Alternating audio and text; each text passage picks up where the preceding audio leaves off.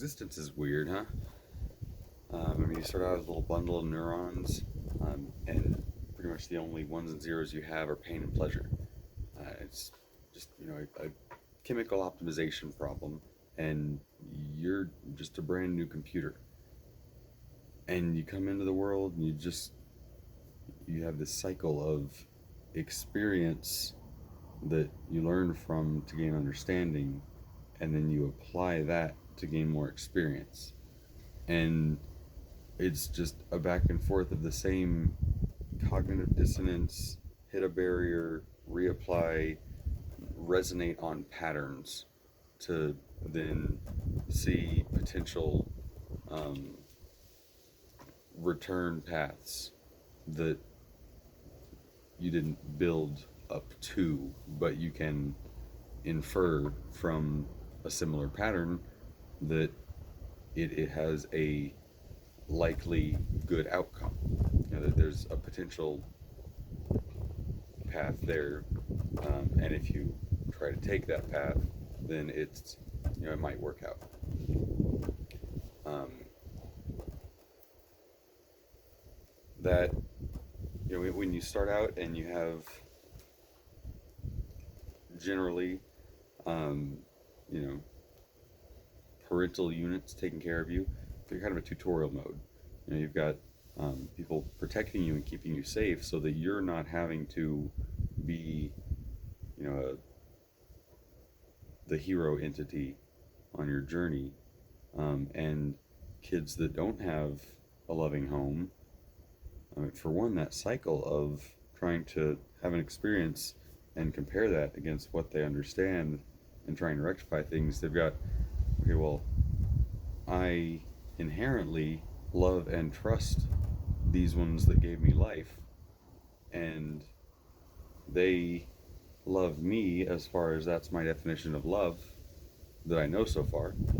And so, how can I rectify their behaviors with my understanding? And what they're doing, I should figure out how that means that they love me, how what they're doing demonstrates love to me.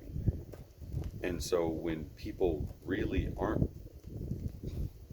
parenting and they are just being selfish individuals instead of even incorporating parenthood into their lives, let alone becoming parents, and making a transition from what they were and that entire life being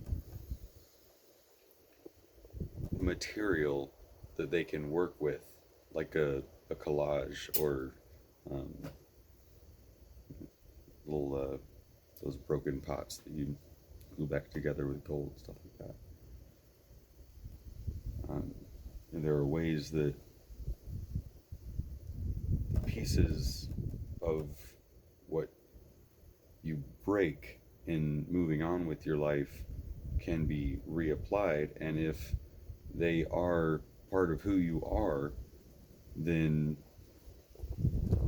applying yourself in anything becomes a manifestation of that same pattern of your drives and your dreams and what you are and who you are.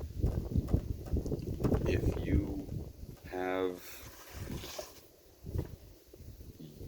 a unity of mind, then everything is an extension of that. That's why, the way that you understand the world is through your worldview. If you have like a specific hobby, like Joe Rogan is all about martial arts. That's his expertise, his wheelhouse. So he thinks of everything else in terms of that.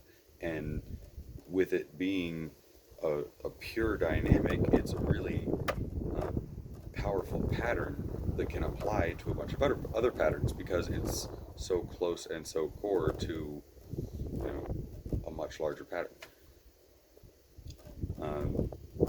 Or somebody that dances, somebody that skates, they think of everything in terms of that. It's a life-defining hobby. And like for me, it's game design. I've been into game design since I was like 5, 6 years old. That's how old my kids are now. So I have thought of everything in terms of game design, and that's just the way I've viewed the world. And playing life like a designer has served me well a lot of times. But through that cycle of experimenting and experience and understanding, um, you end up with these common nodes of concepts, like general definitions, the same kind of similarities that is in all of the human experience, and the same reason why, even though languages and cultures are so drastically different, um, and you end up with 1,000 words for snow in Alaska or however many it is, and some languages with no words for snow, because what is that? Um, Arizona.